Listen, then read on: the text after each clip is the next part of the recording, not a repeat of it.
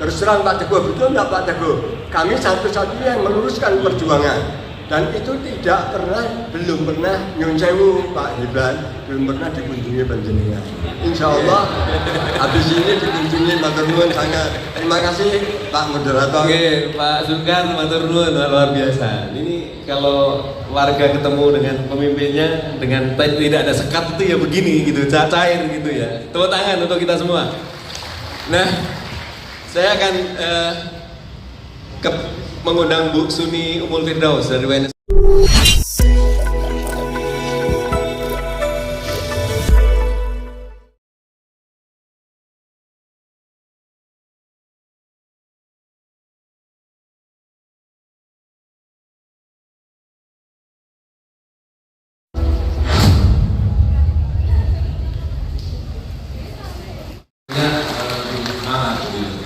Nah, baik. Video tadi akan seperti apa? Nah, akan saya undang Mas Mali, selamat datang.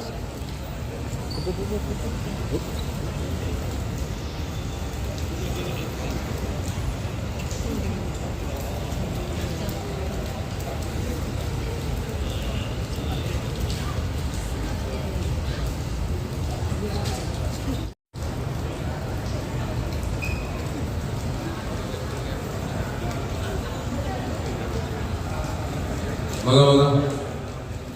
Terima kasih Mas Ali sudah join bersama kita. Tepuk tangan untuk Mas Ali, Mas Alfred. Di depan, saya kira tidak perlu pemaparan. Jadi bagaimana seperti debat?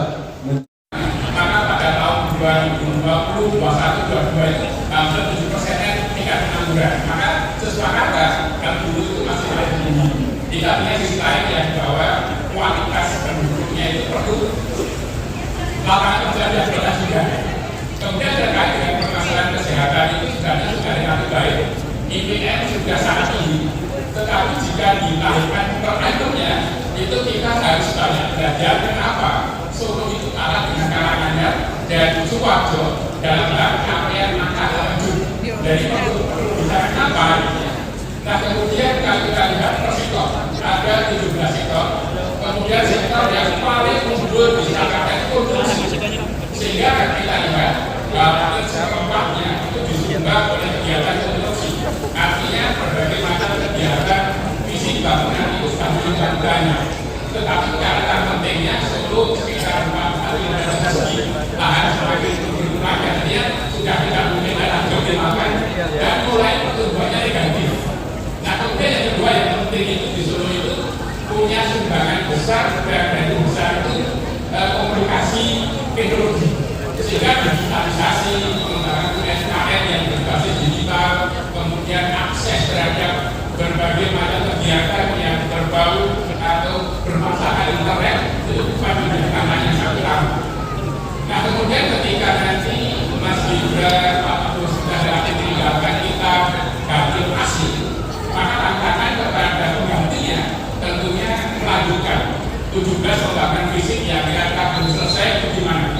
Walaupun kita lihat dua monumental besar Masjid Said sama ini yang istilahnya Islamic Center, ini Islamic Centernya kayaknya berbeda berarti ini yang besar dan itu kita akan bawa sehingga seperti apa nanti pembandingnya itu bisa mengakses pendanaan yang berasal dari luar negeri. Kemudian juga yang nasional ini ada kereta layang itu ini juga belum selesai, maka seperti apa nanti ke depannya.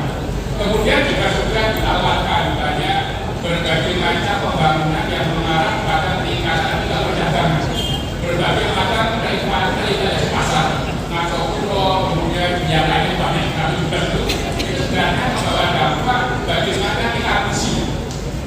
Pembangunan fisik tidak bisa bermakna ketika tidak diisi oleh kreativitas orang lain yang Solo, khususnya dari sisi industri kreatif atau ekonomi kreatif. Dan ini ke depan saya kira kesepakatan menjadi baik karena kemajuan di bidang UMKM yang berbasis digital, kemudian manfaatkan teknologi informasi, kemudian terus mengupayakan peningkatan kualitas manusia.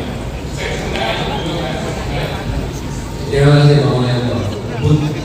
Kurang dong Pak Mulyanto. Jadi secara singkat beliau menyampaikan bahwa Solo ditopang oleh sektor konstruksi pesat selama 3 tahun, dan ada hal yang perlu diperhatikan adalah harapan hidup tadi ya. Kalau di Sukoharjo dan mungkin di Karanganyar dan Sukoharjo, mungkin di Wonogiri itu kan hanya untuk cukup cepat sekali perkembangannya, dan sekarang bisa tumbuh menjadi salah satu destinasi yang sangat ramai. Jadi ekonomi kreatif juga tumbuh. Dan saya harapkan perhatiannya dari Pemkot Kota Surakarta. Yang pertama adalah Masjid Taman Sriwedari. Masjid Taman Sriwedari dibangun hampir 2 tahun ini. Monggo Pak sekarang saya nagih janjinya. Penjenengan janji, saya ingat Musren Bangkot 2 tahun yang lalu. Musren Bangkot, Pak Gibran janji akan saya selesaikan.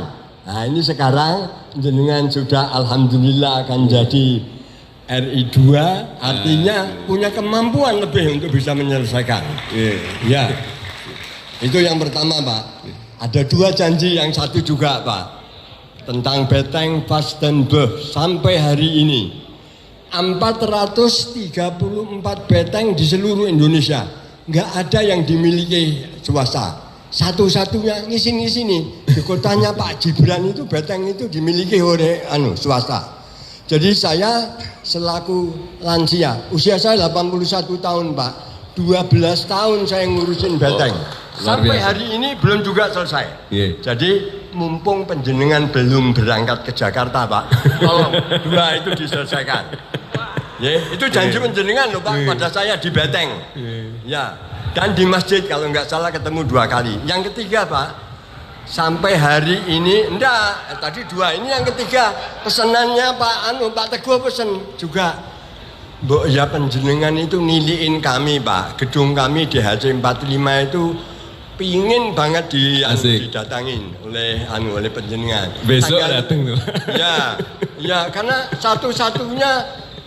satu-satunya bangunan yang meneruskan pejuang itu jadi DHC 45, nggak ada. Di mana yang ada coba? Kecuali DHC 45.